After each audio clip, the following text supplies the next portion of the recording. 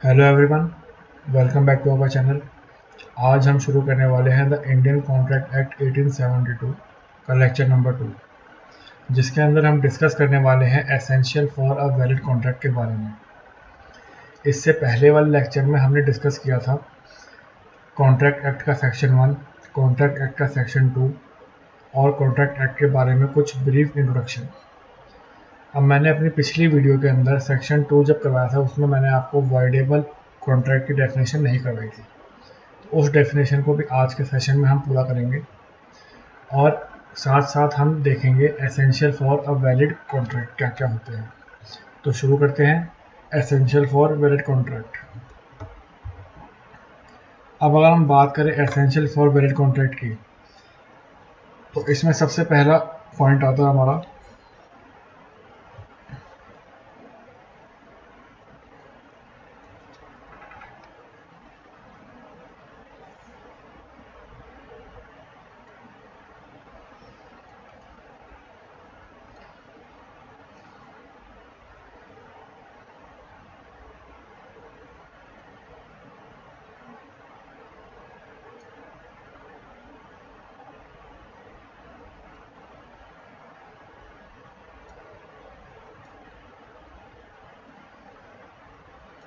हम बात करें essential for a valid contract की, तो इसमें हमारा सबसे पहला पॉइंट आता है कि ये एसेंशियल्स हमें कौन से सेक्शन में गिवन है। तो ये हमें गिवन है section 10 of Indian contract act के अंदर। अगर बात आए कि कौन से सेक्शन में ये गिवन है कि essential for a valid contract कहाँ पर गिवन है, तो वो हमारा है सेक्शन 10। अब ये सेक्शन 10 क्या कहता है? ऑल एग्रीमेंट्स आर कॉन्ट्रैक्ट, वो हर एक एग्रीमेंट कॉन्ट्रैक्ट होंगे if they are made by, पहला पॉइंट, फ्री कंसेंट। अगर वो कॉन्ट्रैक्ट बने होंगे कैसे? फ्री कंसेंट से, जो कि हमारा पहला पॉइंट है। और फ्री कंसेंट किसकी? Free consent of the parties competent to contract, कि जो पार्टीज हैं उस कॉन्ट्रैक्ट के अंदर शामिल वो होनी चाहिए कंपीटेंट पार्टीज। ये हो गया हमारा सेकंड पॉइंट। अब उसके अंदर साथ साथ क्या होगा? फॉर अ लॉफुल कंसिडरेशन, उसमें लॉफुल कंसिडरेशन होनी चाहिए और साथ साथ क्या होना चाहिए? Lawful object. तो ये हमारा एलिमेंट नंबर हो गया 3 और ये हमारा एलिमेंट नंबर हो गया 4। और उसके साथ साथ और क्या चाहिए? Not hereby expressly declare to be void by law, मतलब जो कॉन्ट्रैक्ट हम बनाना चाह रहे हैं वो विधि के द्वारा अमान्य ना हो, विधि के द्वारा वॉइड ना हो। अब ये सब पॉइंट क्या है, इनके बारे में हम अभी डिटेल में डिस्कशन करेंगे। उससे पहले इन सब पॉइंट्स के अलावा भी कुछ पॉइंट्स और हैं जिनको हमें ध्यान में रखने की ज़रूरत है।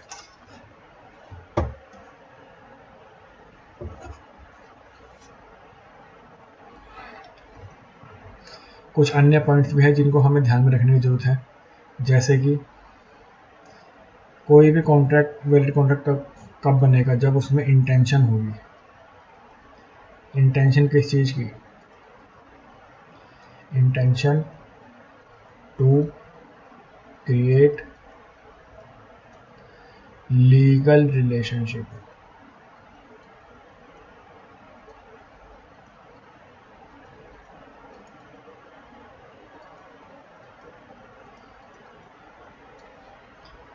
ये इंपॉर्टेंट पॉइंट है, इसको ध्यान रखना।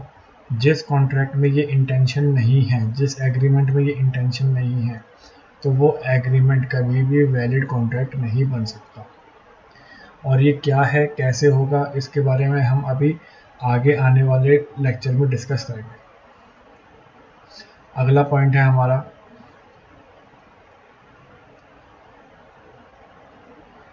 इसको हम बोलते हैं सर्टेनिटी। हिंदी में अगर बोलेंगे तो इसको बोलेंगे हम निश्चितता।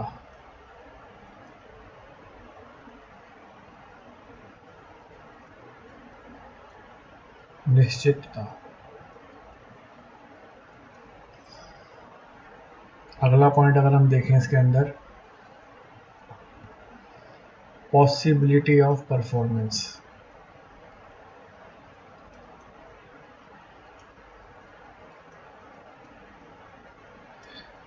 ऑफ परफॉर्मेंस, ये सब पॉइंट मिलाकर एक वैलिड कॉन्ट्रैक्ट की फॉर्मेशन करेंगे। अगर आपके कॉन्ट्रैक्ट में ये सब पॉइंट है तो आपका कॉन्ट्रैक्ट माना जाएगा कि आपका कॉन्ट्रैक्ट एक वैलिड कॉन्ट्रैक्ट है। अब इन सब पॉइंट्स को ज़रा विस्तार में डिस्कशन करते हैं, डिटेल में डिस्कशन करते हैं।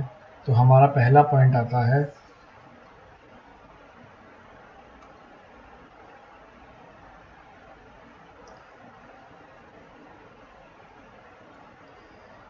एग्रीमेंट। अब एग्रीमेंट के बारे में मैंने आपको अपनी पिछली लेक्चर के अंदर कुछ पॉइंट्स बताए थे, जैसे कि उसका सेक्शन नंबर कहाँ गिवन है, 2E में। अब ऊपर क्या लिखा हुआ है, in order to constitute a valid contract. एक वैलिड कॉन्ट्रैक्ट बनाने के लिए क्या चाहिए, there must be an agreement, एक एग्रीमेंट होना चाहिए। एग्रीमेंट किसके बीच में होगा, there must be an agreement between the parties. Agreement किसी दो पार्टी के बीच में होगा या किसी दो या दो से ज़्यादा पार्टीज के बीच में होगा। अब वो एग्रीमेंट बनाने के लिए भी, टू फॉर्म एन एग्रीमेंट, उसके लिए भी हमें क्या चाहिए, there should be a proper offer by one.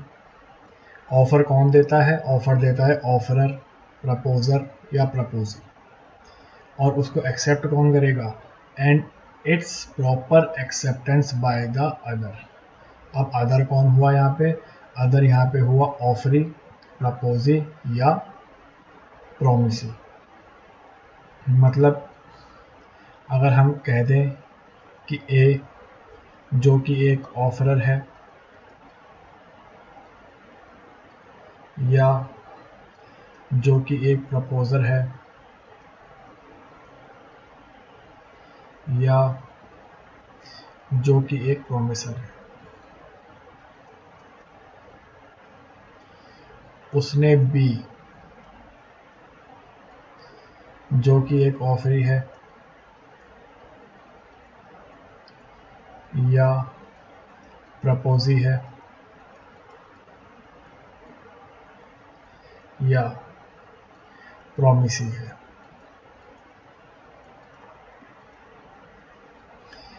A offeror ने बी ऑफरी को एक ऑफर पेश किया अपनी एक्टिवा बेचने के लिए 30,000 में।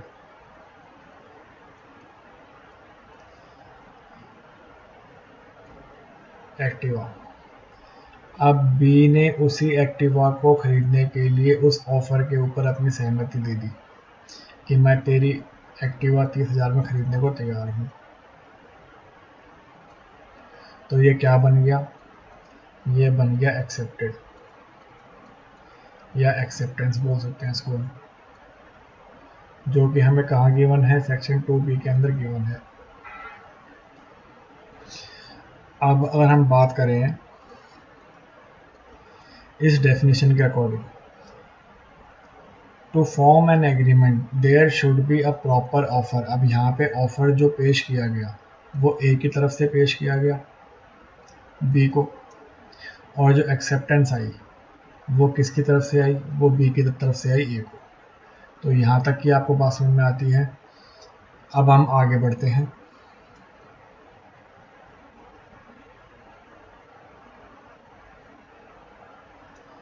अगला हमारा पॉइंट होगा इसके अंदर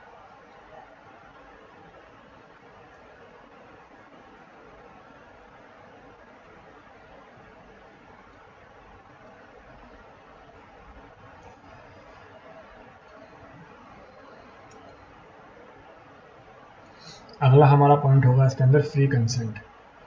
अब फ्री कंसेंट को हम पढ़ें उससे पहले हम पढ़ते हैं कि कंसेंट क्या होता है, और कंसेंट को पढ़ने से पहले हम इनके सेक्शन नंबर जान लेते हैं, क्योंकि आपके ऑब्जेक्टिव के पॉइंट ऑफ व्यू से बहुत इंपॉर्टेंट है।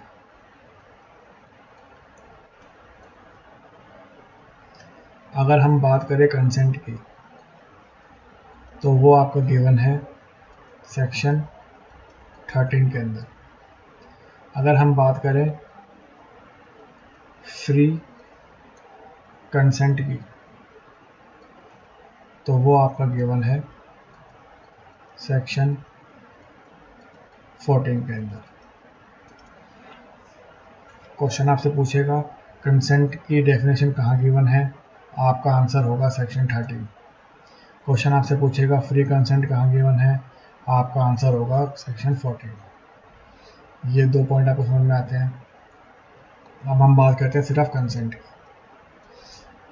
Consent means agreed upon same thing in a same sense. ये चीज़ इम्पोर्टेंट है अगर हम बात करेंगे कंसेंट की।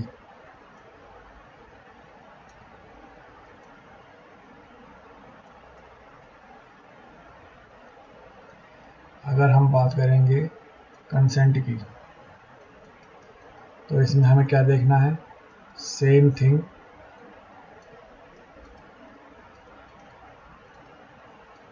In same sense.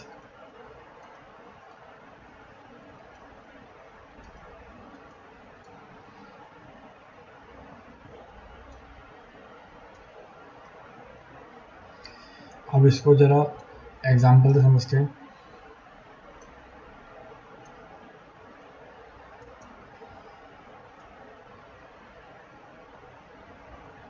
हमारा भाई छोटू स्कूटी वाला, और भाई हमारा मोटू एक्सेप्टेंस देने वाला। अब छोटू ने मोटू को ऑफर दिया स्कूटी का, एक्टिवा का 30,000 में ख़रीदने के लिए।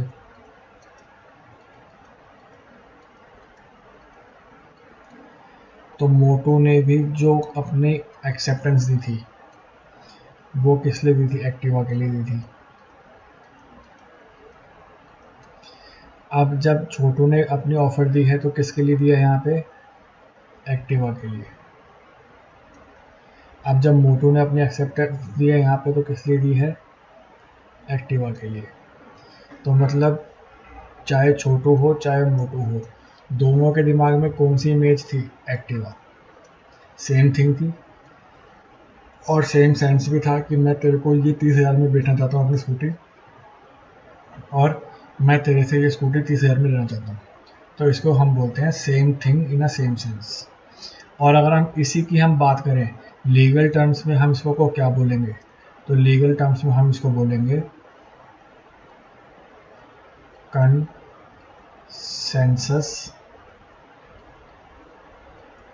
Add idem.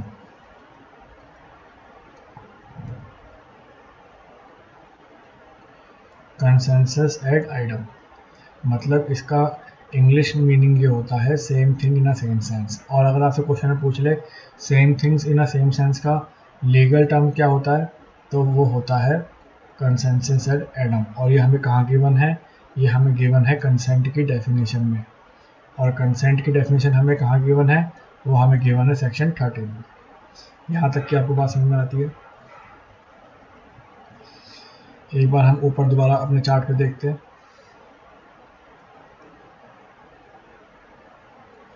ये हमने बात पढ़ी कंसेंट की डेफिनेशन। अब हम बात पढ़ते हैं फ्री कंसेंट की। फ्री कंसेंट हमें गिवन है सेक्शन 14 के अंदर, और कंसेंट हमें गिवन है सेक्शन 13 के अंदर। अब हम पढ़ते हैं free consent. A consent is said to be free. कब एक कंसेंट फ्री कंसेंट मानी जाएगी, जब when it is not caused by coercion, पहला point, undue influence second point, fraud third point, misrepresentation fourth point, और मिस्टेक फिफ्थ पॉइंट।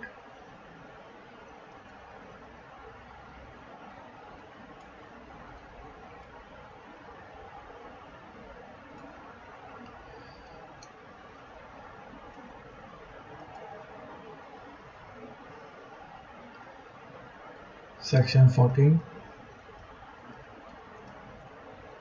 जो कि बात करता है हमारा फ्री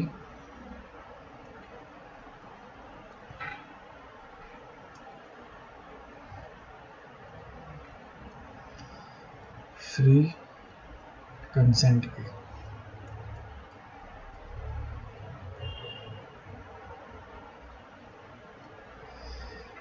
अगर किसी भी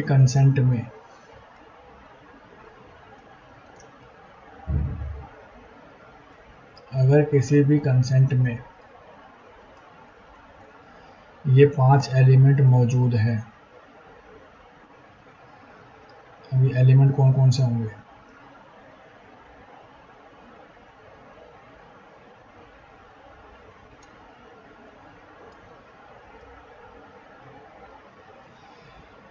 किसी भी कंसेंट में ये 5 एलिमेंट मौजूद हैं। पहला, इसको हम बोलेंगे कोवर्जन। दूसरा एलिमेंट अनड्यू इन्फ्लुएंस।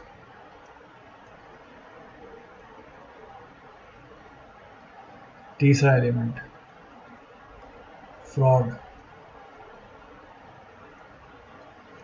चौथा एलिमेंट मिस रिप्रेजेंटेशन।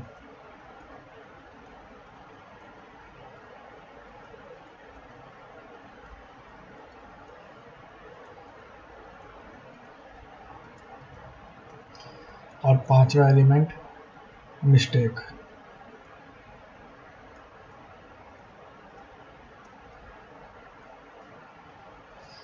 अगर किसी कंसेंट में ये 5 एलिमेंट या इन पांचों में से कोई भी एक एलिमेंट मौजूद है तो उस केस के अंदर वो कंसेंट फ्री नहीं मानी जाएगी। मैंने क्या पॉइंट बोला, फिर से बोल रहा हूँ। अगर किसी कंसेंट के अंदर कोवर्जन, अनड्यू इन्फ्लुएंस,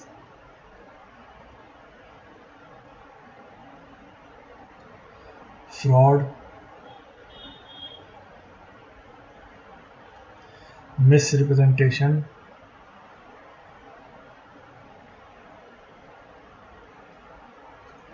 मिस्टेक या इनमें से कोई भी एक एलिमेंट मौजूद है तो वो कंसेंट हमारी फ्री कंसेंट नहीं मानी जाएगी। और उस कंसेंट के बेसिस पे जो भी कॉन्ट्रैक्ट बनेंगे तो वो हमारे बनेंगे वॉइडेबल कॉन्ट्रैक्ट। Voidable contract. यहाँ तक की बात क्लियर है आपको? किसी भी कंसेंट में कोवर्जन हो, अनड्यू इन्फ्लुएंस हो, फ्रॉड हो, मिसरिप्रेजेंटेशन हो, मिस्टेक हो, या कोई भी एक एलिमेंट हो या कोई भी कॉम्बिनेशन हो, जैसे कि कोवर्जन अनड्यू इन्फ्लुएंस हो, अनड्यू इन्फ्लुएंस फ्रॉड हो, या कोई भी कॉम्बिनेशन हो, अगर वो इनमें से एक भी एलिमेंट किसी कंसेंट में मौजूद है तो हम बोलेंगे कि ये कंसेंट फ्री नहीं है। आगे बढ़ते हैं। इससे पहले कि हम आगे बढ़े, हम पहले समझते हैं कि वॉइडेबल कॉन्ट्रैक्ट क्या होता है।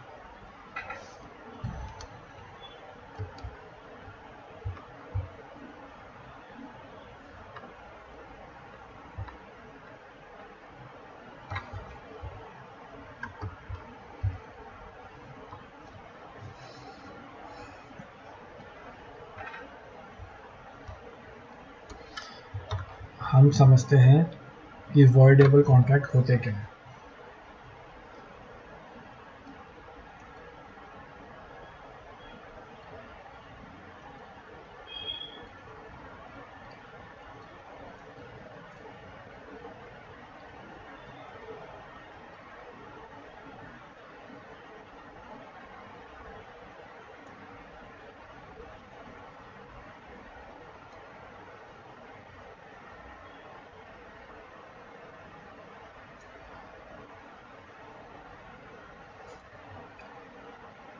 voidable की definition,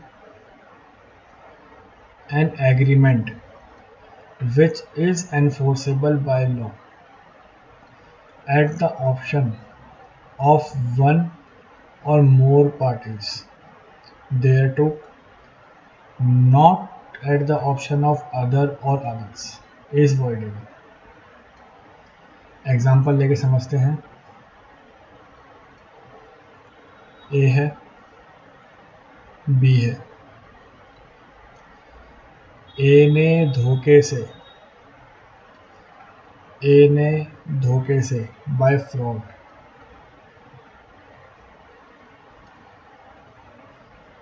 या ऐसा समझ लें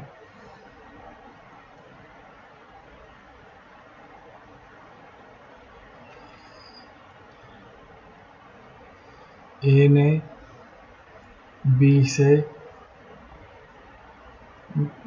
बी को डरा करके गन पॉइंट पर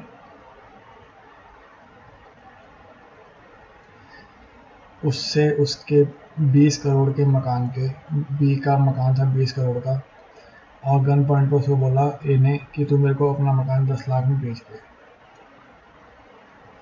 अब बी ने अपनी जान बचाने के लिए ए को अपना मकान बेच दिया 10 लाख में.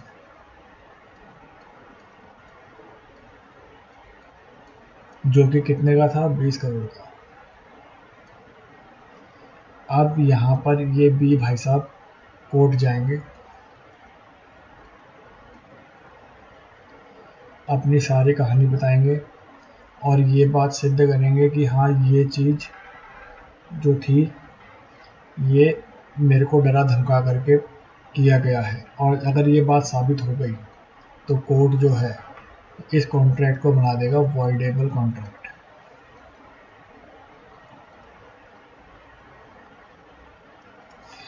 अब जब ये वॉइडेबल कॉन्ट्रैक्ट बन जाएगा तब बी के पास दो ऑप्शन होंगे, या तो वो इस कॉन्ट्रैक्ट को कर दे वैलिड या इस कॉन्ट्रैक्ट को कर दे वॉइड.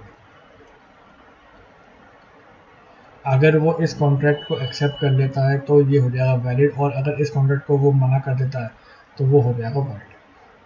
आई होप आपको वॉइडेबल का कॉन्सेप्ट समझ में आया होगा. अब यहाँ पे बात है an agreement which is enforceable by law at the option of one party. अब यहाँ पे ये जो वन पार्टी है या ये जो मोर पार्टी है, ये वो लोग हैं जिनकी कंसेंट ली गई है डरा धमका करके या फ्रॉडलेंट तरीके से कंसेंट ली गई है. अब इस केस में ये बी है जिसकी कंसेंट ली गई है ए के द्वारा डरा धमका करके.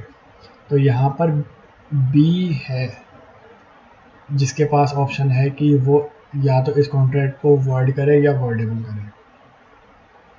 अब यहाँ पे बात आती है मोर. अब सपोज कर लो बी के साथ सी भी होता, डी भी होता, तो वो उन लोगों की बात हो जाती. लेकिन अगर हम बात करें कि बी की बिहाफ में कोई एफ आदमी आ रहा है जिसका इस कॉन्ट्रैक्ट से कोई लेना देना ही नहीं है, तो वो इसको एनफोर्स करवाने के लिए एलिजिबल नहीं है. आगे बढ़ते हैं. अब हम बात करते हैं पहला एलिमेंट कोवर्जन की.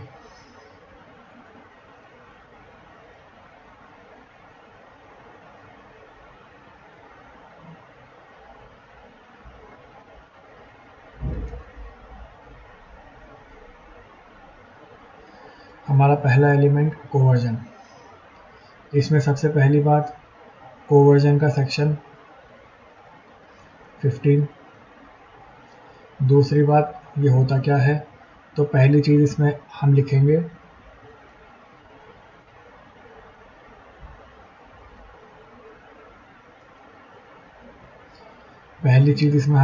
क्या, कमिट. दूसरी थ्रेटन टू कमिट.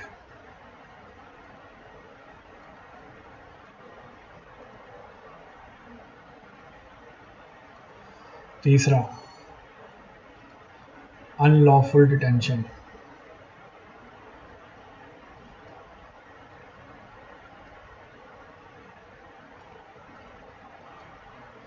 या थ्रेटन टू अनलॉफुल डिटेंशन।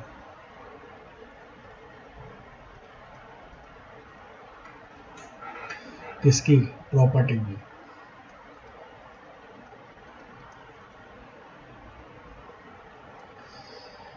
अब ये जो कमिट है या ये जो थ्रेटन टू कमिट है, ऐसे एक्ट जो आईपीसी ने मना कर रखे हों, forbidden bye IPC, Indian penal code. Coercion का मतलब ये है कि कोई भी ऐसा एक्ट करना या कोई भी ऐसा एक्ट करने की धमकी देना जो कि क्या है, आईपीसी के द्वारा मना किया गया है। जैसे कि आपकी रॉबरी, एक्सटॉर्शन, किडनैपिंग एक्सेट्रा। ये सभी अपराध जो आईपीसी ने करने से मना कर रखे हैं, उन अपराधों को या तो करना या करने की धमकी देना, प्लस किसी भी प्रॉपर्टी का अनलॉफुल डिटेंशन, अवैध कब्जा या उसके अवैध कब्जा करने की धमकी देना। इसमें क्या होना चाहिए? इसमें इंटेंशन होना चाहिए कि अगर हम ये सब एक्टिविटी करेंगे तो उस एक्टिविटी करने के बाद जिसको हम ये धमका रहे हैं वो अपनी सहमति अपने एग्रीमेंट में देगा। तो ये सब पॉइंट अगर आते हैं तो उसको हम बोलेंगे कोवर्जन। अब सपोज एग्जांपल लेते हैं, मिस्टर ए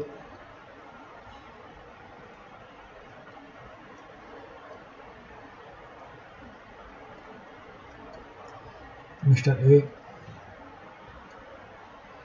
मिस्टर बी, जो कि ये बी जो है एक रॉबर है। मिस्टर ए जा रहे थे अपनी गाड़ी से, बी ने उसको रोका और गन पॉइंट पे उसकी कार लेके चले गया। ए की कार लूट ली। अब यहाँ पर जो बी ने एक्ट किया वो एक्ट किया कोवर्जन का, क्योंकि आईपीसी में रॉबरी करना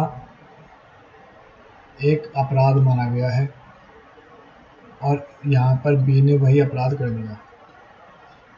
तो और जो यहाँ पे उसकी जो वो गाड़ी छीन के भागा है, क्या ए ने अपनी मर्जी से उसको गाड़ी दी है बी को? नहीं। तो यहाँ पे जो ए की कंसेंट ली गई है, क्या वो फ्री कंसेंट होगी? Not free.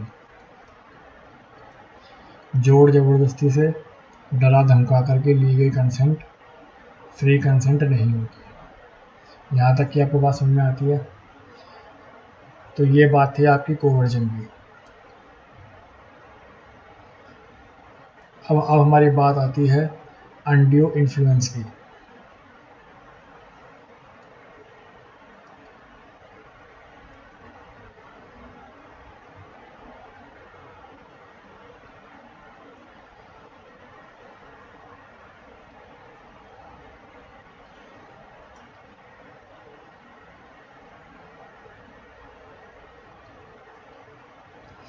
अगर हम बात करें अनड्यू इन्फ्लुएंस की, तो इसके अंदर हमें कुछ पॉइंट्स याद रखने हैं। पहला तो वही सेक्शन 16। दूसरा इम्पोर्टेंट पॉइंट,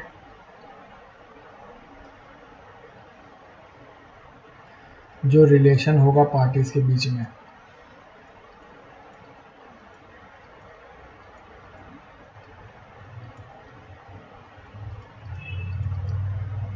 वो एक ऐसा रिलेशन होगा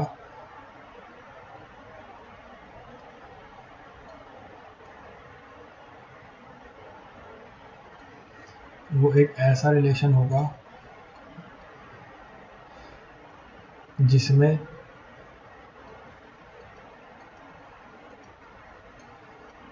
एक पार्टी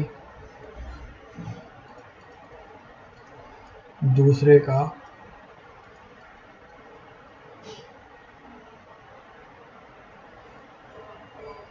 या दूसरे की इच्छा, जिसको हम विल कहते हैं, अपने पोजीशन के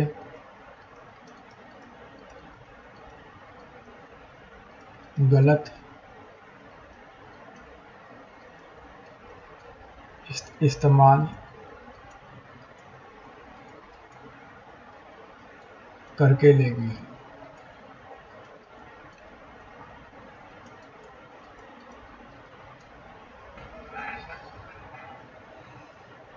जहां पर एक पार्टी दूसरे पार्टी की इच्छा या दूसरे पार्टी की सहमति अपने पोजीशन का दुरुपयोग करके लेती है तो उसको हम बोलते हैं अनड्यू इन्फ्लुएंस। मतलब अपने पद का गलत अधिकार करना, अपने पद का गलत इस्तेमाल करना, अपने पद का गलत यूज़ करना। अब सपोज ए है जो कि एक धर्मगुरु है। अब ये किसी भी धर्म के हो सकते हैं। और एक इनके हैं भगत, बहुत तगड़े भगत हैं, इनकी बहुत श्रद्धा है इन धर्मगुरु के अंदर। धर्मगुरु ने अपने भगत को बोला कि अगर तू अपनी सारी प्रॉपर्टी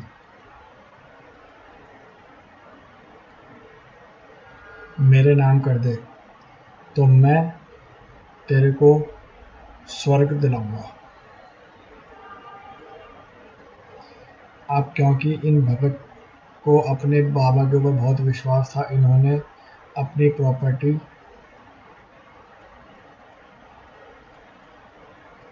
नाम कर दी।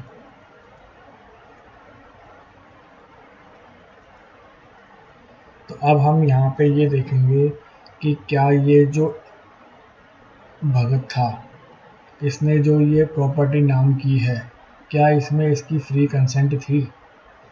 तो हम बोलेंगे नॉट फ्री कंसेंट।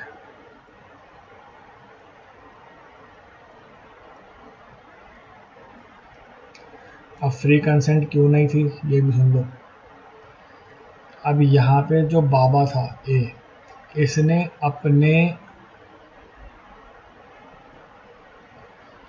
अपने पद का गलत इस्तेमाल किया।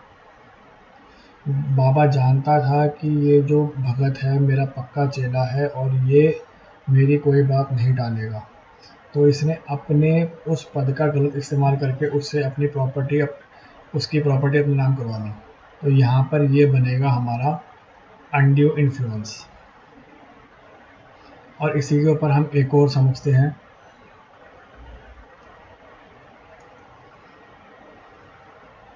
ये एक पेशेंट है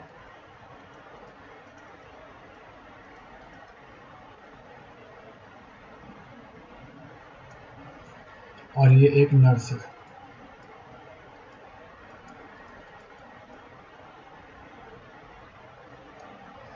पेशेंट और नर्स। अब नर्स इस पेशेंट की बहुत देखभाल करती थी, लेकिन एक दिन इस पेशेंट की बहुत तबीयत सीरियस हो गई।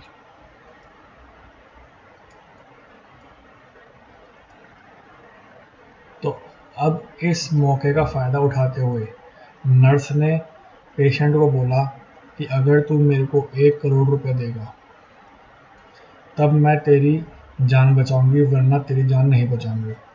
तो पेशेंट ने नर्स को 1 करोड़ रुपए दे दिए। अब यहाँ पर बात आती है कि क्या जो पेशेंट ने 1 करोड़ रुपए ट्रांसफ़र किए वो अपनी फ्री विल से किए, फ्री कंसेंट से किए? नहीं किए। क्यों नहीं किए? क्योंकि यहाँ पर नर्स ने अपने उस पोजीशन का गलत फ़ायदा उठाया। उस पोजीशन का फ़ायदा उठाते हुए उसने अपनी डिमांड रखी, तब जाके पेशेंट ने उसको 1 करोड़ रुपए दिए। यहाँ पे ये बात समझ में आती है। तो यहाँ पर भी ये जो इसने ट्रांसफ़र किए हैं ये वॉइडेबल फॉर्म ऑफ कॉन्ट्रैक्ट में आएंगे। अब हम बात करते हैं फ्रॉड की।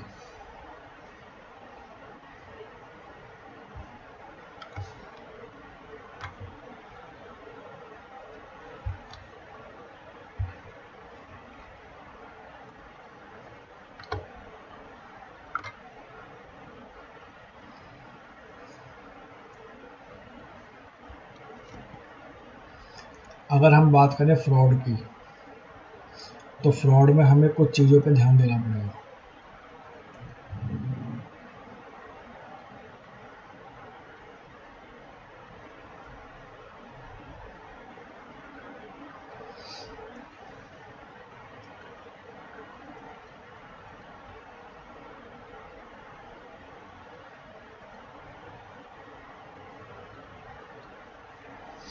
फ्रॉड में हमें कुछ चीज़ों पे ध्यान देना पड़ेगा। क्या? पहला point, the suggestion as a fact of that which is not true by one who does not believe it to be true.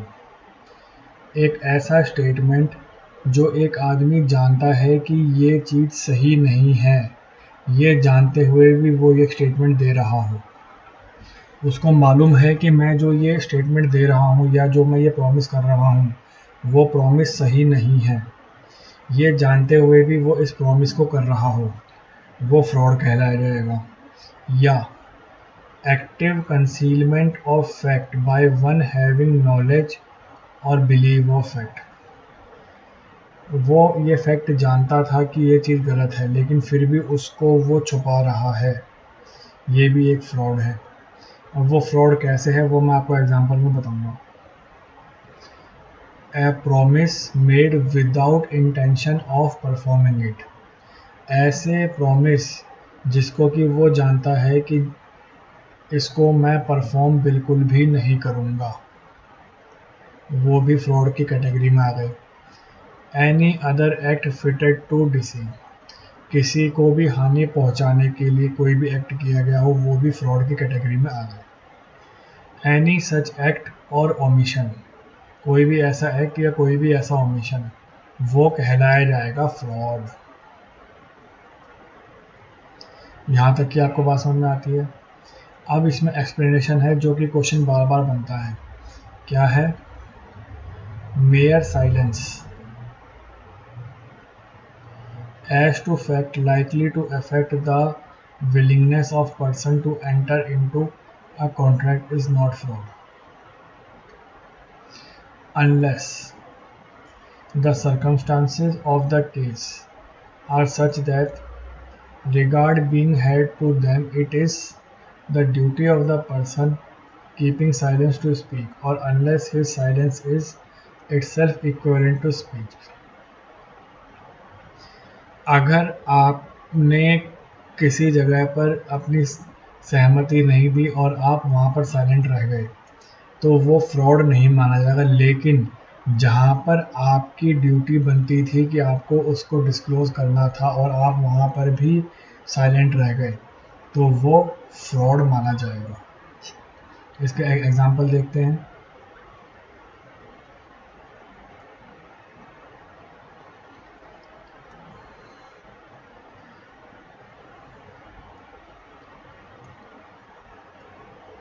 एक मिस्टर ए है, ए के पास एक घोड़ा है।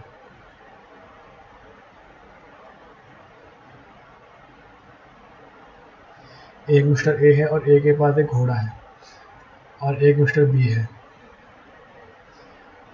अब ए अपना घोड़ा बी को बेच रहे हैं लेकिन ए ये जानता है कि मेरे इस घोड़े में कुछ दिक्कत है, मेरे इस घोड़े में कुछ टांग में दिक्कत है, लेकिन वो उसने बी को नहीं बताया। अब यहाँ पर ए साइलेंट है और बी ने ए का घोड़ा खरीद लिया। अब क्या यहाँ पर ये जो ए है, ए का जो ये साइलेंस है ये फ्रॉड में कंसिडर होगा? तो ये हमारा आंसर होगा नॉट कंसिडर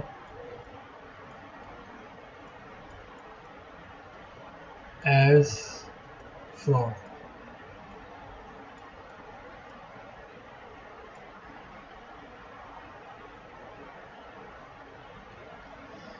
हमारा आंसर होगा नॉट कंसिडर एज फ्रॉड। क्यों? क्योंकि यहाँ पर बी की जिम्मेदारी बनती थी कि वो ए से पूछे कि भैया इसमें कोई दिक्कत तो नहीं है। अब यहाँ पे बी ने ए से कुछ नहीं पूछा और ए ने भी कुछ नहीं बताया, तो यहाँ पर ए का ये वाला एक्ट फ्रॉड में कंसिडर नहीं होगा। लेकिन अब एक और केस लेते हैं।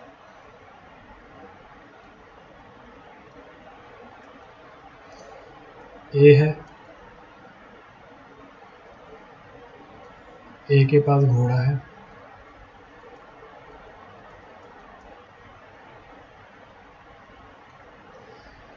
और एक इसकी डॉटर है, ए की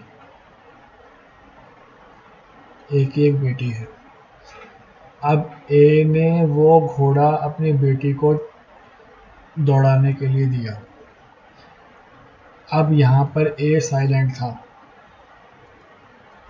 कि इस घोड़े की टांग में कुछ दिक्कत है।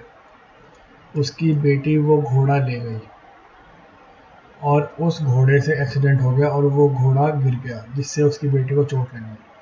तो यहाँ पर अब ये क्वेश्चन बनता है कि क्या ये वाला साइलेंस फ्रॉड की कैटेगरी में आएगा? तो ये आएगा फ्रॉड, ये फ्रॉड होगा। अब ये फ्रॉड किस लिए होगा? क्योंकि यहाँ पर ए की ड्यूटी बनती थी कि वो अपनी बेटी को सारे फैक्ट खोल दे कि इसमें ये दिक्कत है, लेकिन इसने नहीं खोला। लेकिन अगर हम ऊपर वाले में देखें, अब ऊपर वाले में ये जो बी था, ये बी एक बायर है और बायर के ऊपर केवट एम्प्टर लगता है। अब ये केवट एम्प्टर क्या होता है ये मैं आपको जब हम आगे पढ़ेंगे तब बताऊंगा। इसका मतलब होता है let the buyer prevail.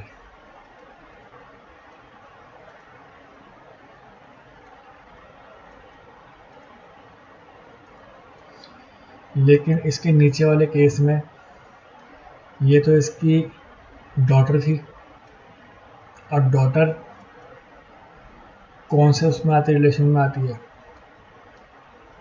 Father daughter relation में आ गया।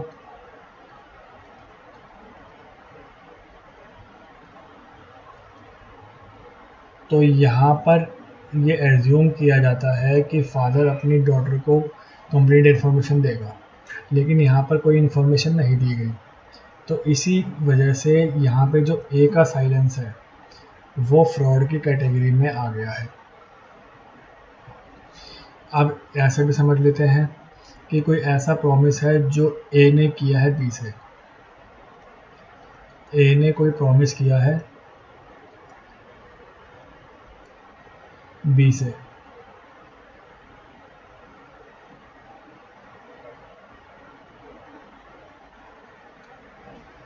ए ने कोई प्रॉमिस किया है बी से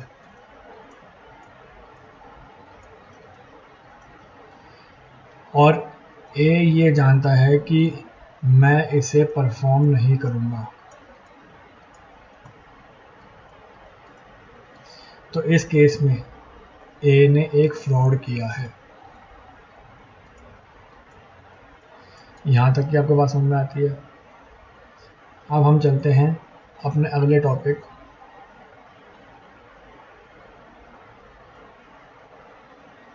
मिस रिप्रेजेंटेशन पर।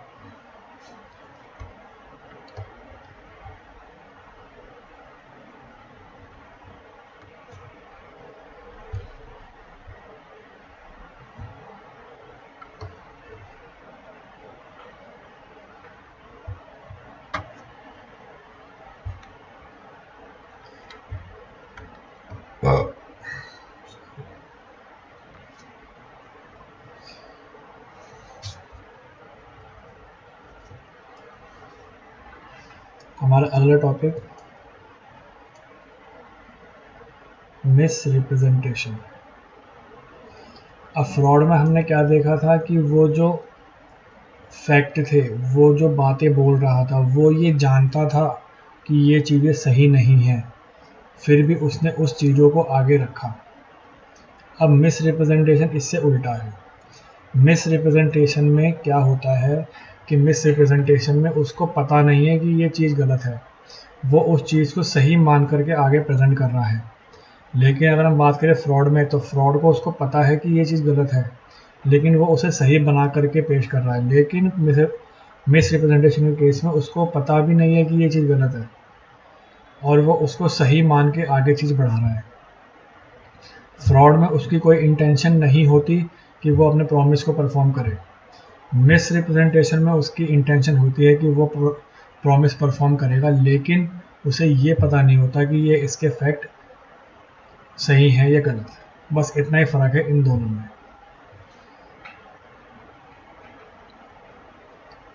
इस सेक्शन से आपसे सिर्फ क्या पूछेगा,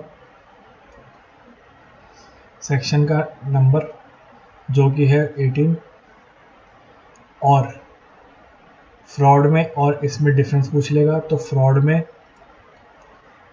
उसकी इंटेंशन होती है,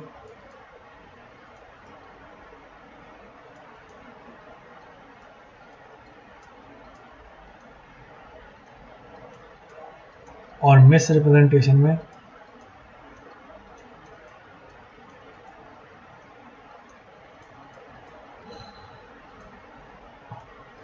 उसकी फ्रॉड करने की इंटेंशन नहीं होती।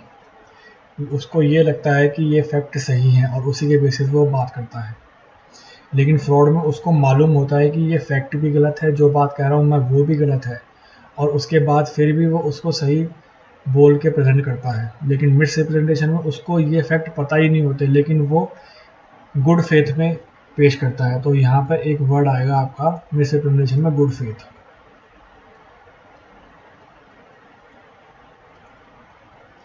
यहाँ पर मिस रिप्रेजेंटेशन में दूसरे आदमी को मिसलीड करने की कोई मंशा नहीं होती, लेकिन फ्रॉड में होती है। मिस रिप्रेजेंटेशन में किसी को हानि पहुंचाने की कोई मंशा नहीं होती, लेकिन फ्रॉड में होती है। ये सब आपको एग्जाम्पल याद रखने हैं एग्जाम पॉइंट ऑफ व्यू से। अब हमने बात करी मिस रिप्रेजेंटेशन की, अब हम बात करेंगे मिस्टेक की।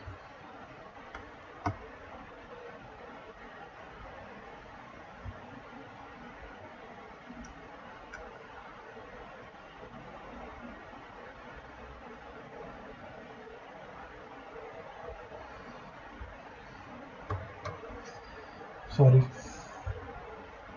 अब हम बात करेंगे वॉइडेबिलिटी की। अब वॉइडेबिलिटी को हमें ऐसे समझना है,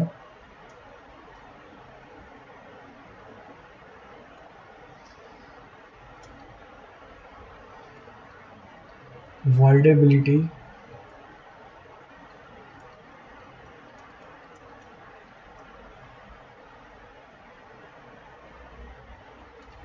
वॉइडेबिलिटी को हम कैसे समझेंगे। अगर कोई कॉन्ट्रैक्ट वॉइडेबल हो रहा है सेक्शन 15 की वजह से, जो कि है कोवर्जन, सेक्शन 16 की वजह से, जो कि है undue influence, sorry my mistake, section 17 की वजह से, जो कि होता है आपका फ्रॉड, सेक्शन 18 की वजह से, जो कि होता है आपका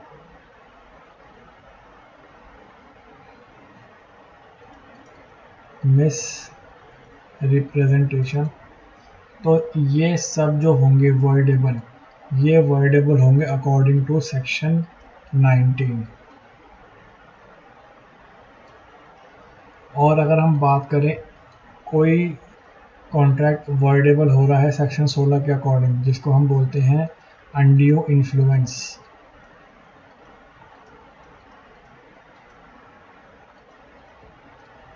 तो उस केस में वो जो वॉइडेबिलिटी सेट होगी वो होगी सेक्शन 19A के अकॉर्डिंग।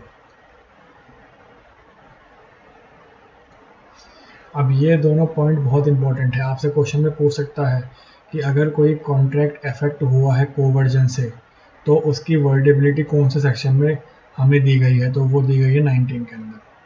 अगर कोई कॉन्ट्रैक्ट वर्डेबल होता है सेक्शन 17 फ्रॉड से तो उसकी वर्डेबिलिटी हमें कहाँ दे रखी है, 19 के अंदर। अगर कोई कॉन्ट्रैक्ट वर्डेबल होता है सेक्शन 18 मिसरिप्रेजेंटेशन से तो उसकी भी वर्डेबिलिटी कहाँ दे रखी है, सेक्शन 19 के अंदर। लेकिन अगर कोई ऐसा कॉन्ट्रैक्ट है जो कि वर्डेबल हो रहा है सेक्शन 16 अंडर इन्फ्लुएंस से तो उसकी वर्डेबिलिटी हमें कहाँ मेंशन है, 19A। यहाँ तक कि आपको बात समझ में आती है। हमने डिस्कस किया फ्री कंसेंट। अब हम डिस्कस करेंगे अपना अगला topic, competency of contract. Competency of party हम डिस्कस करने वाले हैं।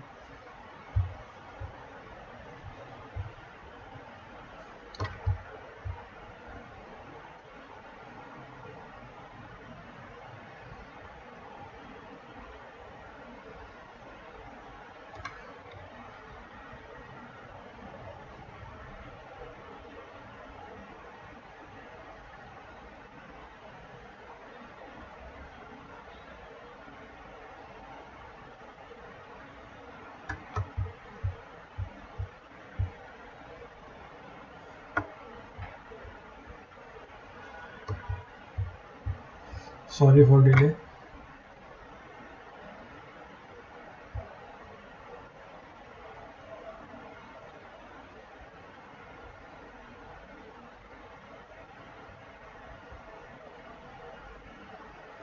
कंपिटेंसी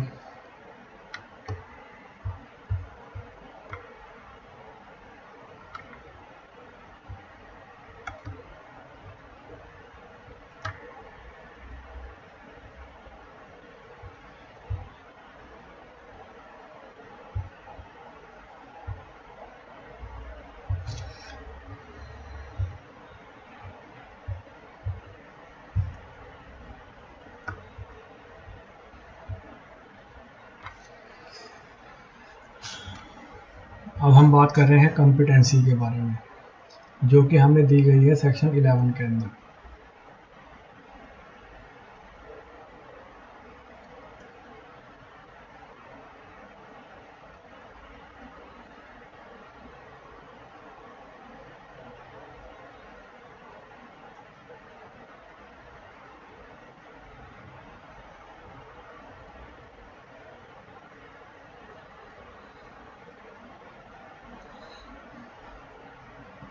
कंपिटेंसी ऑफ पार्टीज, पहला इंपॉर्टेंट पॉइंट, सेक्शन 11। अब कौन कौन सी पार्टीज कंपिटेंट होंगी, पहला मेजर होना चाहिए, मतलब 18 साल या उससे ज़्यादा होना चाहिए।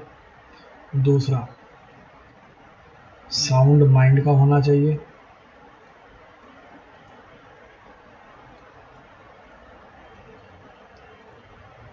तीसरा नॉट डिस्क्वालिफाइड बाय लॉ होना चाहिए।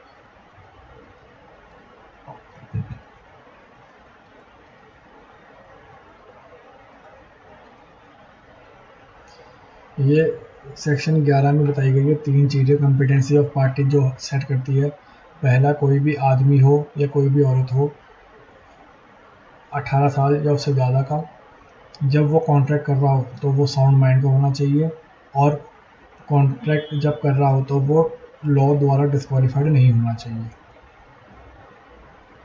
अब हम इन तीनों को अलग अलग डिस्कस करते हैं।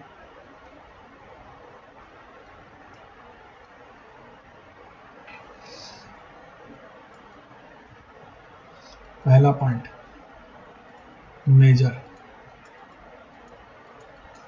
18 या उससे ज़्यादा। ये हमें कहाँ गिवन है, ये हमें गिवन है इंडियन मेजॉरिटी एक्ट के अंदर। इस पॉइंट के अंदर आपसे सिर्फ इतना पूछा था, एक तो उसकी एज, मेजॉरिटी की एज क्या है, तो वो है 18 या उससे ज़्यादा।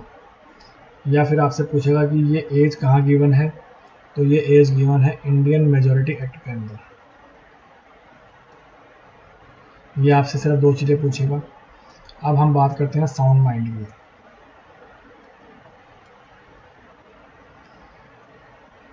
साउंड माइंड,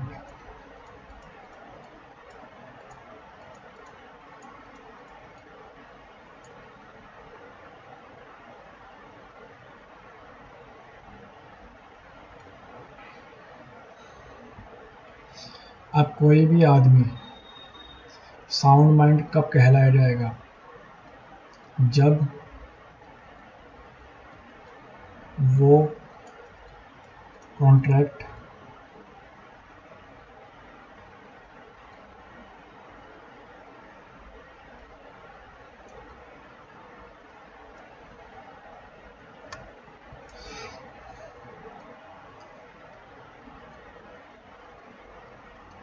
जब वो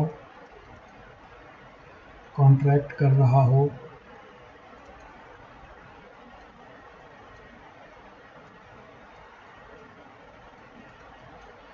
तब उसे उस कॉन्ट्रैक्ट के बारे में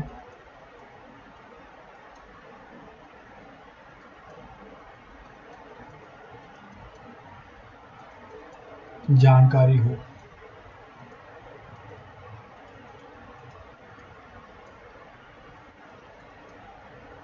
या उस कॉन्ट्रैक्ट को समझ सके, तब हम बोलेंगे कि एक आदमी साउंड माइंड का है। अब यहाँ पर लिखा हुआ है कि वो हर एक आदमी जो कॉन्ट्रैक्ट करते समय उस कॉन्ट्रैक्ट को समझने के लिए सक्षम हो या उस कॉन्ट्रैक्ट की उसको जानकारी हो, तो वो साउंड माइंड का है। एक एग्जांपल लेते हैं। एक ए है, एक बी है। ए को पढ़ते हैं दौरे,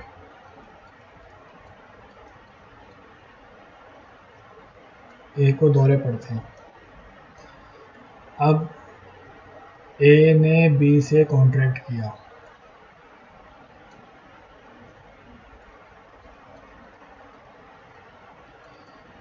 अब अपनी ए ने बी से कॉन्ट्रैक्ट किया। कॉन्ट्रैक्ट किसी भी तरीके का हो सकता है। अब यहाँ पे सवाल ये है कि जब ए को दौरे पड़ते हैं, जब ए को दौरे पड़ते हैं तो क्या वो कॉम्पिटेंट पार्टी है किसी से भी कॉन्ट्रैक्ट करने के लिए? ए को जब दौरे पड़ते हैं तो क्या वो बी से कॉन्ट्रैक्ट कर सकता है? तो यहाँ पर सिचुएशन बनती है दो। पहली सिचुएशन, जब ए ने बी से कॉन्ट्रैक्ट किया हो, जब उसे दौरे पड़ रहे हों। और दूसरी, दौरे नहीं पड़ रहे हों। ये दो सिचुएशन बनती है। अब जिस टाइम पर उसे दौरे पड़ रहे हैं उस टाइम पर वो कॉन्ट्रैक्ट करने के लिए कॉम्पिटेंट पार्टी नहीं है। और जब वो ठीक है बिल्कुल, क्योंकि ऐसा तो नहीं हो सकता कि 24 घंटे दौरे पड़ रहे हों, दिन में एक आध घंटा भी वो आदमी ठीक रह सकता है। अगर वो जिस टाइम पर ठीक है और उस टाइम पर उसने कोई कॉन्ट्रैक्ट किया है तो वो कॉन्ट्रैक्ट वैलिड है। अब ये क्वेश्चन पूछ लेते हैं कि एक आदमी है जिसको दौरे पड़ते रहते हैं, लेकिन वो जब ठीक रहता है उसने उस टाइम पर कॉन्ट्रैक्ट किया, तो क्या ये कॉन्ट्रैक्ट वैलिड माना जाएगा? तो ये कॉन्ट्रैक्ट बिल्कुल वैलिड माना जाएगा। हमने बात करी साउंड माइंड की। अब हम बात करेंगे अगला टॉपिक हमारा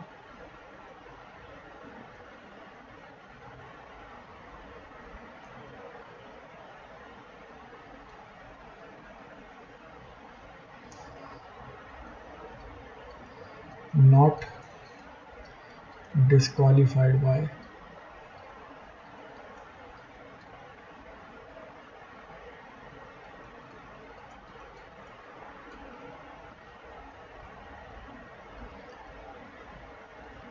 लॉ,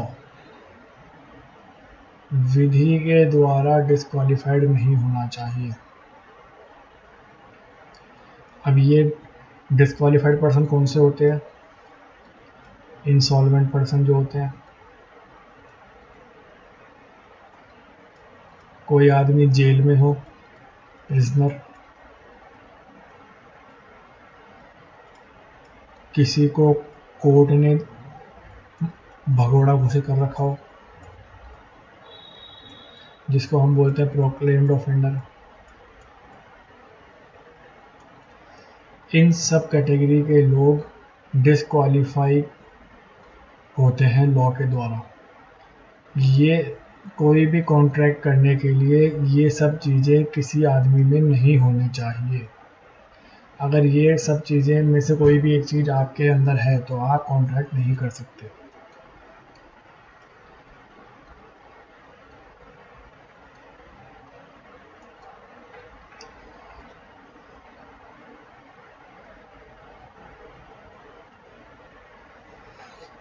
हमारा अगला टॉपिक आता है लॉफुल कंसिडरेशन।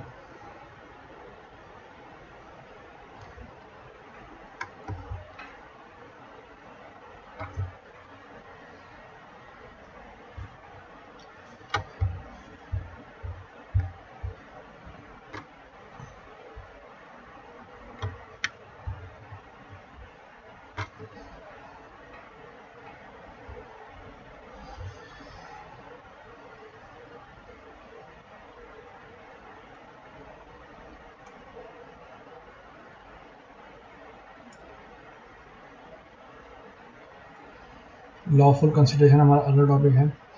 अब जैसा कि मैंने आपको पहले बताया था कि किसी भी एग्रीमेंट, किसी भी प्रॉमिस में जब वो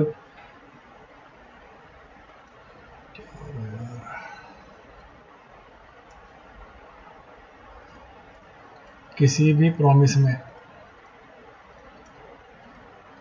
जब कंसिडरेशन जुड़ जाता है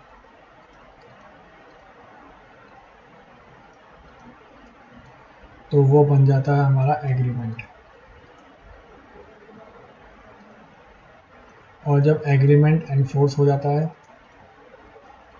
तो वो हमारा बन जाता है कॉन्ट्रैक्ट। तो हम ये कह सकते हैं कि बिना कंसिडरेशन के कोई कॉन्ट्रैक्ट फॉर्म ही नहीं हो सकता। तो हम ये भी कह सकते हैं कि एन एग्रीमेंट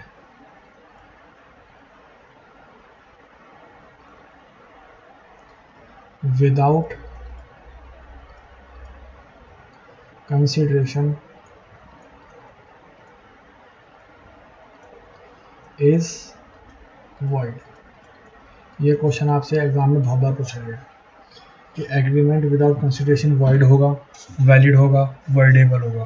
तो हमारा आंसर होगा एग्रीमेंट विदाउट कंसिडरेशन हमेशा और हमेशा वॉइड होगा। अब हम इसमें देखते हैं लॉफुल कंसिडरेशन क्या होती है। Consideration must not be unlawful, मतलब लॉफुल होनी चाहिए, इमोरल नहीं होनी चाहिए और अपोज टू पब्लिक पॉलिसी नहीं होनी चाहिए। अब यहाँ पे एग्जाम्पल लिखा हुआ है कि ए ने एग्री, इसको मैं आपको डायग्राम फॉर्म में समझाता हूँ।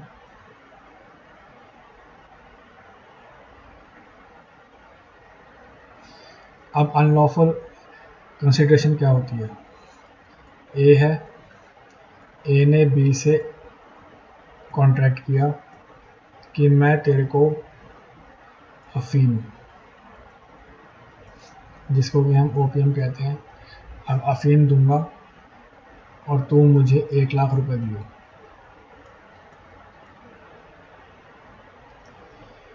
ए ने बी को अफीम बेचने का प्रॉमिस किया और बदले में बी उसको 1 लाख रुपए देगा। तो क्या ये कॉन्ट्रैक्ट में जो कंसिडरेशन है, अफीम ए देगा बी को और उसके बदले में बी ए को 1,00,000 रुपए देगा। तो क्या ये कंसिडरेशन किसी भी एंगल से लॉफुल है? ये कंसिडरेशन लॉफुल नहीं है, पहली चीज़। अब हम बात करते हैं इमोरल। ये हमने एग्जाम्पल देखा था, ये हमारा एग्जाम्पल है अनलॉफुल कंसिडरेशन का।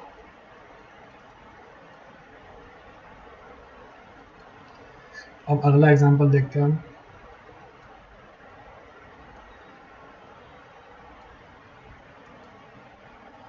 ए है, ए ने बी को अपनी बेटी,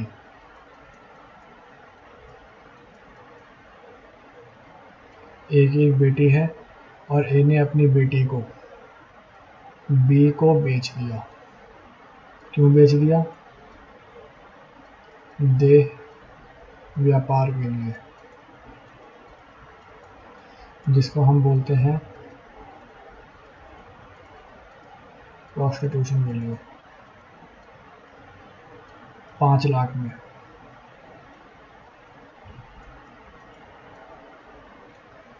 ए ने बी को अपनी बेटी प्रोस्टिट्यूशन के लिए बेच दी। तो क्या ये जो कॉन्ट्रैक्ट है, ये जो कंसिडरेशन है, ये लॉफुल है? नहीं, ये इमोरल है।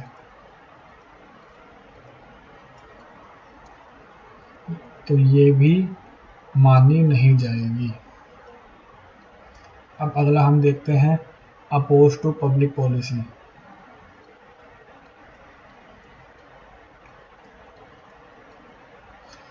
Oppose to public policy, A ने बी को बोला कि अगर बी शादी नहीं करेगा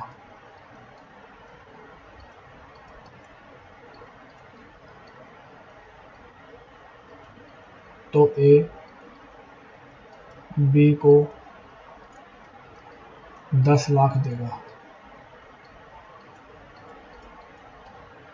तो क्या ये एग्रीमेंट, ये कॉन्ट्रैक्ट लॉफुल है? नहीं है। क्यों नहीं है? क्योंकि ये अपोज्ड टू पब्लिक पॉलिसी है।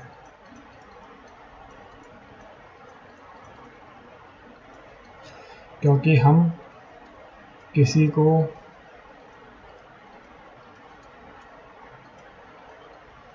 शादी करने से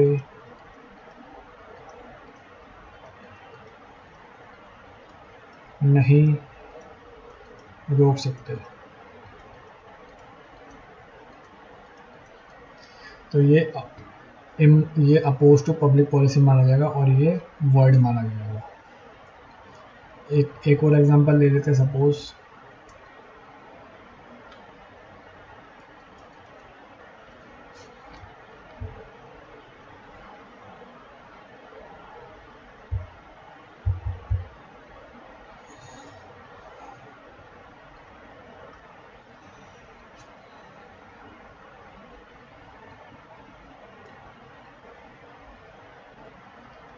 मिस्टर ए है,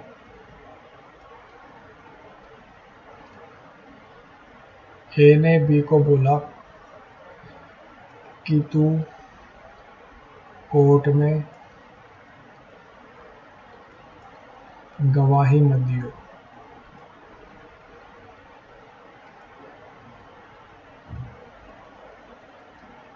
मैं 5,00,000 दूंगा। तो क्या ये कॉन्ट्रैक्ट वैलिड है? नहीं है। क्यों? क्योंकि अपोज टू पब्लिक पॉलिसी है। हम किसी को कोर्ट में गवाही देने से नहीं रोक सकते। हम किसी को प्रोसीडिंग में दखल अंदाजी देने नहीं दे सकते। तो ये कुछ एग्जाम्पल थे लॉफुल कंसिडरेशन के। अब हम बात करते हैं लॉफुल ऑब्जेक्ट के बारे में।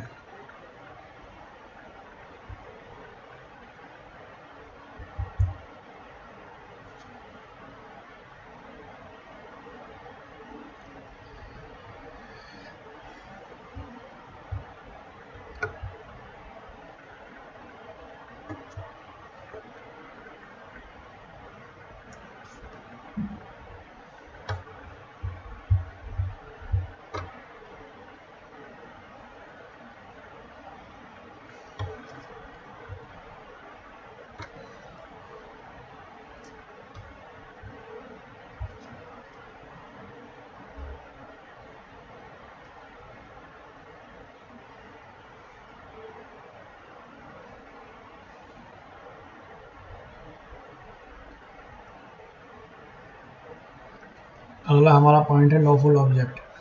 ऑब्जेक्ट मीन्स द पर्पस और design. The object of an agreement must be lawful.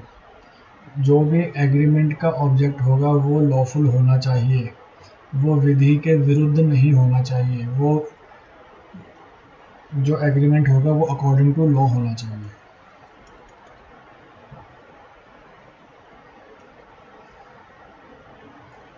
अब इसमें ए ने बी से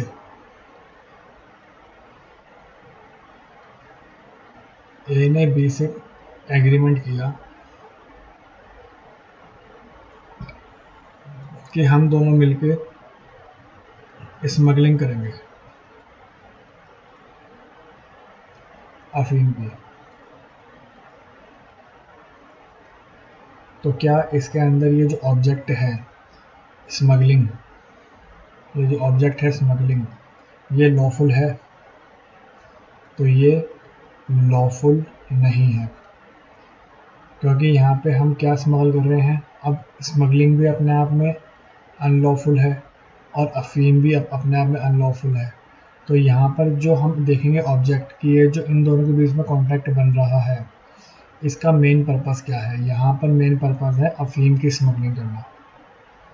तो ये लॉफुल ऑब्जेक्ट नहीं है। इसका मतलब ये है कि हम जो भी कॉन्ट्रैक्ट बनाएंगे उसका जो ऑब्जेक्ट होगा वो लॉफुल होना चाहिए, वो अनलॉफुल नहीं होना चाहिए, तभी एक कॉन्ट्रैक्ट वैलिड कॉन्ट्रैक्ट की फॉर्मेशन लेगा।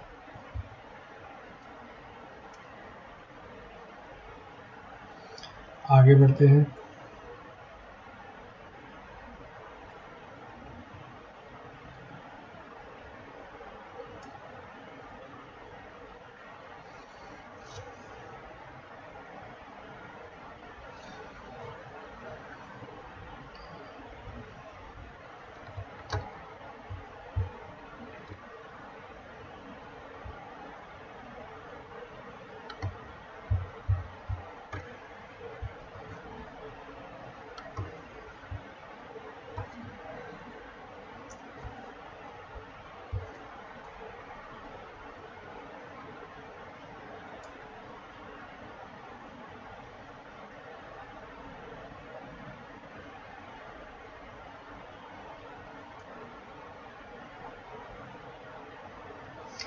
अगला पॉइंट है हमारे पास not expressly void by law.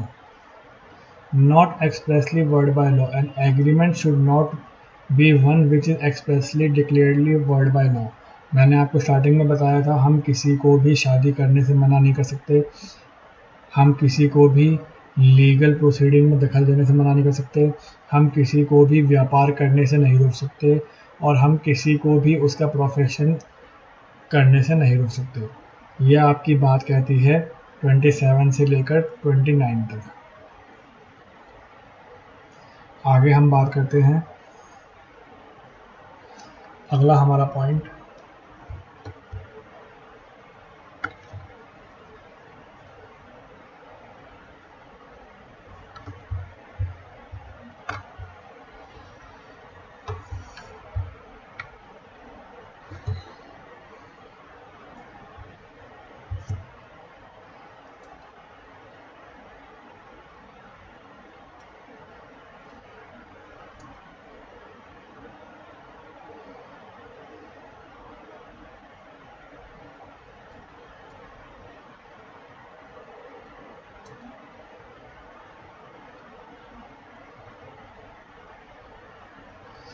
अगला हमारा पॉइंट है इसके अंदर intention to make legal relationship. जिस एग्रीमेंट में इंटेंशन नहीं है लीगल रिलेशनशिप क्रिएट करने की, तो वो एग्रीमेंट कभी कॉन्ट्रैक्ट नहीं बन सकता। क्या बोला मैंने?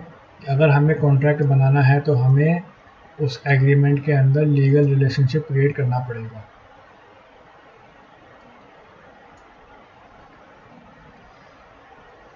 एग्जाम्पल समझते हैं।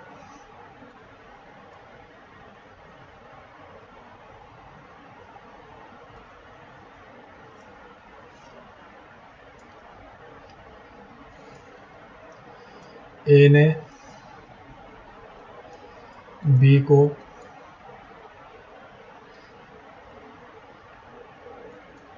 इनवाइट किया डिनर पे।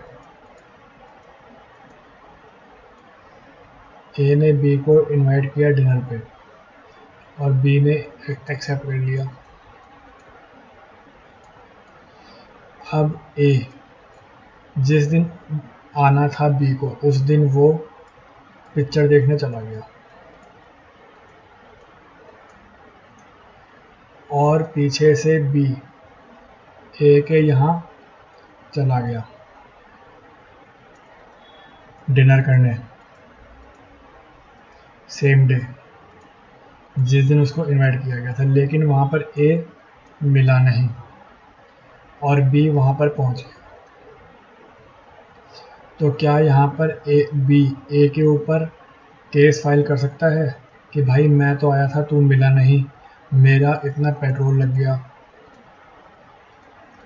मैं अपना खाना छोड़ के आया था, ये सब बात बी कह रहा है ए से, मेरे इतने पैसे खर्च हो गए। तो क्या इन सब खर्चों के लिए या और भी किसी खर्चों के लिए ए लायबल है बी को देने के लिए?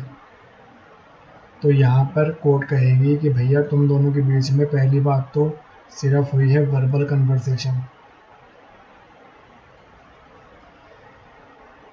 राइटिंग में कुछ हुआ नहीं है,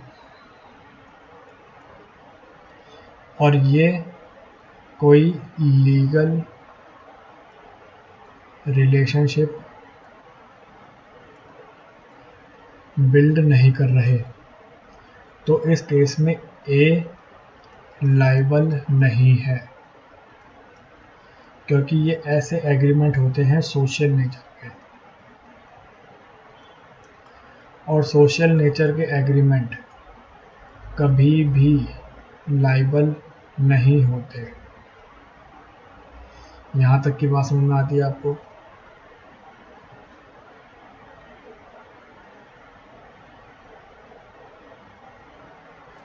अब हम इसी के साथ एक दूसरा एग्जांपल समझते हैं।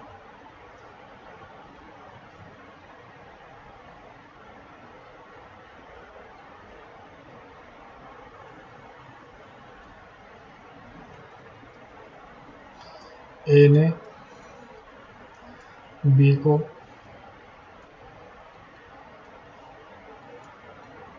5 लाख रुपए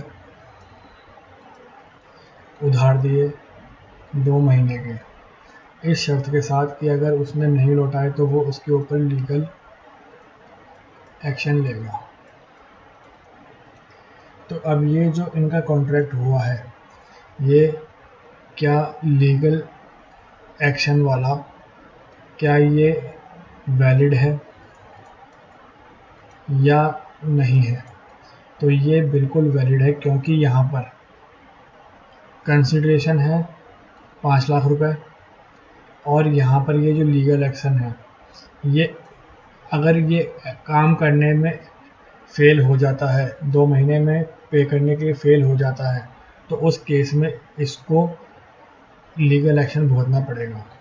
तो ये वाला एग्रीमेंट पूरी तरीके से वैलिड है,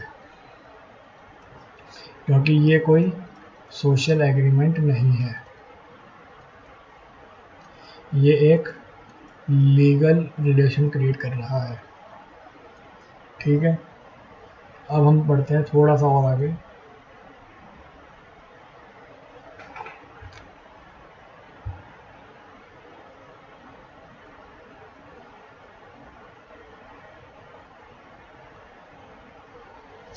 इसी को हम एक केस के थ्रू समझेंगे। एक बहुत फेमस केस है, केस का नाम है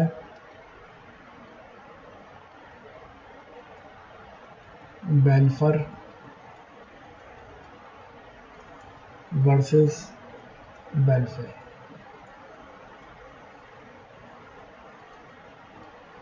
इस केस का नाम याद रखना, सब्जेक्टिव में आपको ये केस लिख के आना है, इसके मैं फैक्ट बता रहा हूँ और हेल्ड बता रहा हूँ, आप उसको बिल्कुल ध्यान से सुनना। एक हस्बैंड है, एक वाइफ है, ये दोनों पहले रहा करते थे इंग्लैंड में। अब हस्बैंड को इंग्लैंड छोड़ के अपने जॉब के चक्कर में जाना पड़ गया किसी और कंट्री में। अब हस्बैंड ने अपनी वाइफ को प्रॉमिस किया कि मैं जा तो रहा हूँ, लेकिन मैं तेरे को हर महीने सपोज 30,000 रुपये पर मंथ तेरे को मैं मेंटेनेंस के तौर पर भेजता रहूँगा। तो वाइफ ने बोला ओके। हस्बैंड ने सपोज 4 महीने तक तो भेजे, लेकिन उसके बाद नहीं भेजे। तो इस केस में वाइफ ने हस्बैंड के ऊपर केस कर दिया कि इसने मेरे को बोला था कि मैं जा रहा हूँ और तेरे को हर महीने 30,000 रुपये दूंगा एज अ मेंटेनेंस। इसने 4 महीने दिए लेकिन उसके बाद नहीं दिए। तो अब यहाँ पर क्वेश्चन ये बनता है कि ये जो वाइफ है क्या ये एलिजिबल है? पॉइंट 1, या ये एलिजिबल नहीं है उस मेंटेनेंस को पाने के लिए। तो कोर्ट ने बोला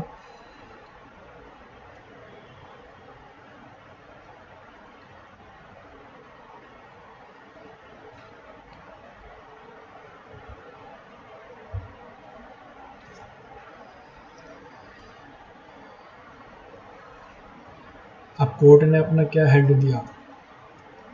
कोर्ट ने बोला वाइफ इज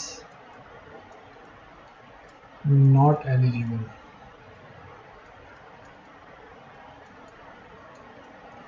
अब यहाँ पे वाइफ एलिजिबल क्यों नहीं है? क्योंकि कोर्ट ने बोला कि ये जो इन दोनों के बीच में एग्रीमेंट था, ये एक सोशल एग्रीमेंट था जो कि हस्बैंड और वाइफ के बीच में था। ये कोई लीगल रिलेशनशिप नहीं था और ना ये कोई रजिस्टर्ड था। तो इसीलिए हस्बैंड इज नॉट लायबल। हाँ, अगर हस्बैंड रजिस्टर्ड तौर पे इसको बोल देता कि भैया मैं तेरे को इतने भेजूंगा, तब यहाँ पर हस्बैंड लायबल होता। लेकिन यहाँ पर हस्बैंड ने सिर्फ बोला कि मैं तेरे को इतने रुपये भेजूंगा और वाइफ मान गई। ना इनकी कोई वो लिखित में डॉक्यूमेंटेशन करवाई, ना कोर्ट में इसको रजिस्टर्ड करवाया। तो यहाँ पर कोर्ट ने बोला कि भैया ये हस्बैंड और वाइफ के बीच का मामला है और ये हम सोशल एग्रीमेंट के तौर पे लेते हैं, इसको हम लीगल एग्रीमेंट के तौर पर नहीं लेते। इसलिए यहाँ पर वाइफ बिल्कुल भी एलिजिबल नहीं है। मैंने आपको आज एसेंशियल ऑफ वैलिड कॉन्ट्रैक्ट के बारे में बताया। आई होप आपको आज का वीडियो अच्छा लगा होगा। Thank you.